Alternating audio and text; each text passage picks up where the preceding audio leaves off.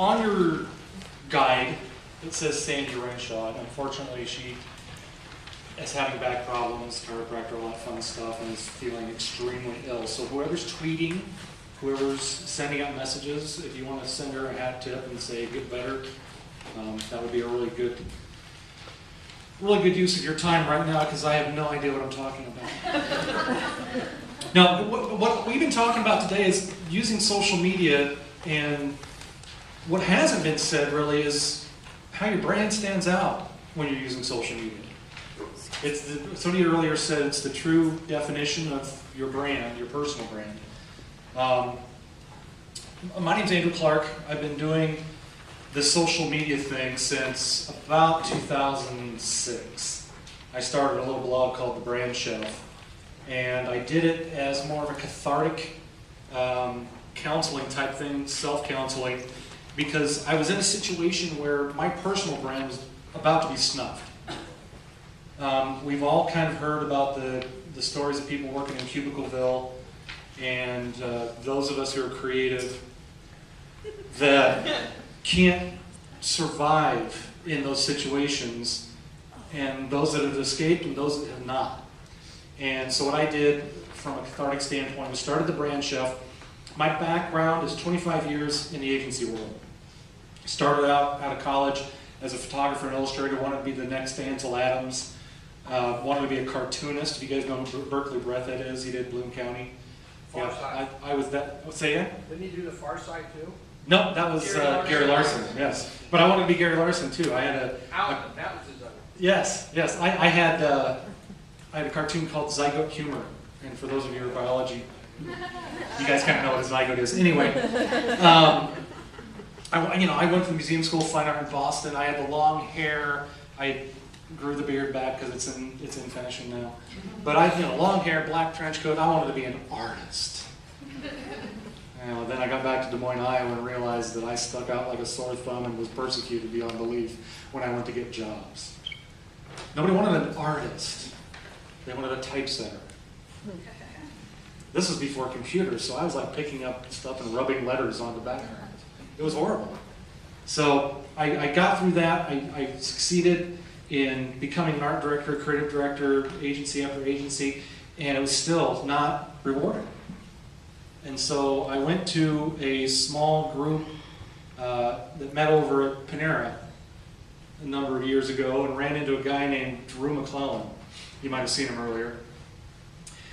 And he'd said, you got something to say, put it in a blog, and so I did. I started the Brand Chef, and 2 months later, I'm still blogging away 2 or 3 times a week and not a single comment. Doing what I'm calling yelling into the chasm. Hi everybody, I do this, that's what I do. Nobody wanted to talk to me. Finally wrote a post about, I think the post was on how Hispanic marketing was becoming mainstream in the Midwest. And Drew jumped on my blog and said, nice job, Andrew. I thought I'd hit the big time. Drew McClellan just commented on my blog. First person ever to comment on the Brand Chef. Out more. But that gave me hope. And so what I did was I started developing ideas and theories on why the social media tool can help personal brands and help people like me that were being snuffed out in the creative world, that wanted to be in the creative world, that were snuffed out in the corporate world. And so I landed on this theory called true branding. It's an acronym, 4 steps that if you follow painfully, diligently, discipline, that you're going to be a happier person in your career, in your life, in your love life. Apply it to everything. The true branding stands for 4 things. Truth, fairly obvious. Relevance, be relevant. Be unique. And be engaging. 4 things that build a good brand. Very simple things, very common things, but it's all things that we've all been talking about this afternoon. Cassie talked about public speaking wanting to be one of the things that she did before she kicked the bucket, her bucket list. And I've heard that public speaking is likened to death. People would rather die than get up in front of a crowd and talk. I'm completely the other side. I was in theater. I love it. I'm standing up here without notes, without ideas. I thrive on it. But I got great looking pants. I wore these pants today knowing that somebody would comment. I wanted someone to notice me. That's how desperate for attention I am. Middle child, picked on, bullied. Now look at me, I wear loud pants. So, Sean just talked about how the personal brand and the corporate brand are completely different. That's how True works. If you're truthful, relevant, unique, and engaging, your personal brand will take over. If you work for principle, if you push papers all day long, if you're a bean counter, as long as you're truthful, relevant, unique, and engaging about doing that, you'll be the top of the list. So be truthful. When I take my clients through this true branding process, the discernment process that I coach them through, this is the thing we talk about. Be truthful. Don't say that you're one thing when you're really another. They're going to figure it out. People are not stupid, especially in social media. They're going to sniff out a fake in about 2 seconds. They'll just look at your blog. They'll look at your website. If things don't match, boom, you're done. So be truthful. It doesn't hurt. If you don't like who you are, change it. It's another thing. I didn't like who I was. Changed it. Got out of there. Be relevant. If you're marketing to a group of people that need fire suppression, you're not going to be talking about cooking brownies at 4 o'clock in the afternoon. You might. It might be engaging. Somebody this morning talked about putting recipes on her blog, but that was engaging on a personal level, not a corporate level. For true branding, to be relevant, to pull that market, to that interest, you need to understand what they're wanting. Read a book the other day about the shift in paradigm from traditional supply and demand marketing to demand to supply marketing. It's called How Companies Win. It's a very good book. I advise picking it up and read. It's a short read. But social media has turned that around.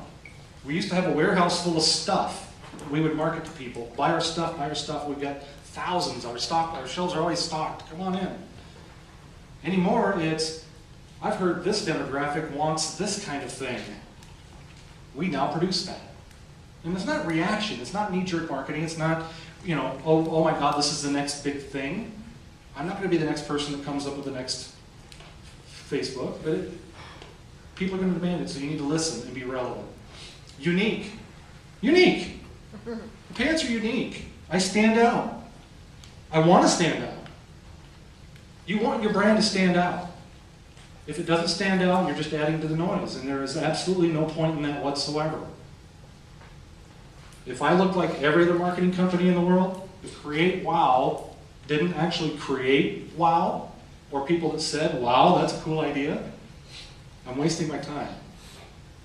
And finally, be engaging, and that's where all these social media tools come from.